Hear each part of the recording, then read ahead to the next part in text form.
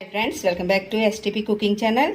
ఈరోజు మనం పెసరపప్పు బీరకాయ పొడిపప్పులాగా ఎలా వండాలో చూద్దాం ఫ్రెండ్స్. దీనికి కావలసిన ప్రాసెస్ చూద్దాము.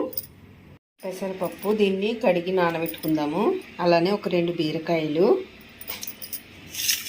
ఒక 4 పచ్చిమిర్చి కట్ చేసుకున్నాను, ఎల్లుల్లిపాయలు తొక్క తీసుకున్నాను, పీల్ తీసుకుని ఇలా పెట్టుకున్నా, కొంచెం కరివేపాకు, అలానే ఒక ఆనియన్, వీటిని కట్ చేసుకుందాము. ఇలా బీరకాయలు కూడా కట్ చేసుకున్న తర్వాత మనం స్టవ్ వెలిగించుకొని పాన్ పెట్టుకోవాలి. స్టవ్ వెలిగించుకొని పాన్ పెట్టుకొని కర్రీకి సరిపడినంత ఆయిల్ని యాడ్ చేసుకోవాలి. ఆయిల్ కొంచెం మరిగిన తర్వాత ఇందులోకి 1 టేబుల్ స్పూన్ వరకు పచ్చిశనగపప్పు, అలానే 1 టేబుల్ స్పూను జీలకర్ర, 1/4 టేబుల్ స్పూను ఆవాలు, వీటిలన్నిటిని కూడా మంచిగా వేయించాలి. అలానే ఒక 2 ఎండుమిర్చి, కొంచెం కరివేపాకు వేసి మంచిగా వేయించుకోవాలి.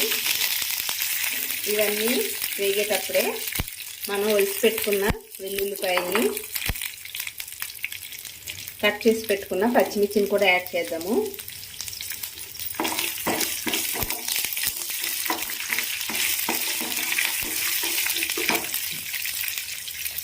మనం ముందుగానే కట్ చేసుకున్న ఆనియన్ని,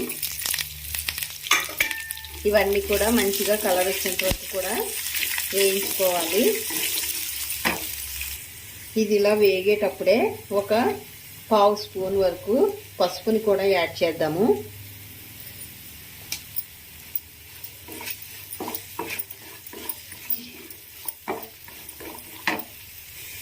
ఇలా ఇవి కొంచెం ఫ్రై అయిన తర్వాత మనం ఆల్రెడీ నానబెట్టి పెట్టుకున్న పెసరపప్పుని యాడ్ చేద్దాము.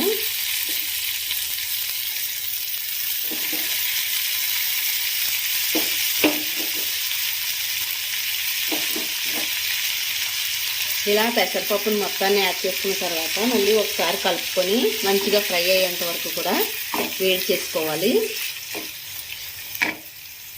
మధ్య మధ్యలో కలుపుకుంటూ పచ్చివాసన పోయేంత వరకు కూడా మంచిగా ఫ్రై చేసుకోవాలి. ఇలా పప్పు మొత్తం ఫ్రై అయిన తర్వాత మనం ఆల్రెడీ కట్ చేసి పెట్టుకున్న బీరకాయని యాడ్ చేద్దాము. బీరకాయ ముక్కలు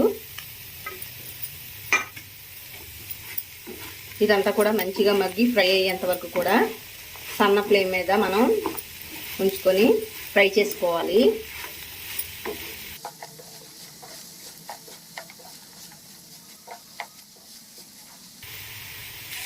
ఇలా కొంచెం ఫ్రై అయిన తర్వాత ఇందులో మనం రుచికి సరిపడినంత సాల్ట్ని యాడ్ చేద్దాము.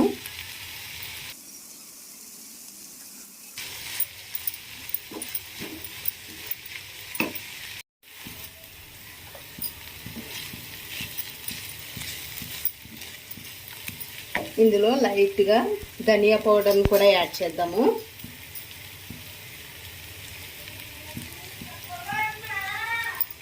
ఇందులో నేను రెడ్ చిల్లీ పౌడర్ని యాడ్ చేయట్లేదు ఫ్రెండ్స్. నేను ఓన్లీ గ్రీన్ చిల్లీని యాడ్ చేసుకున్నాను.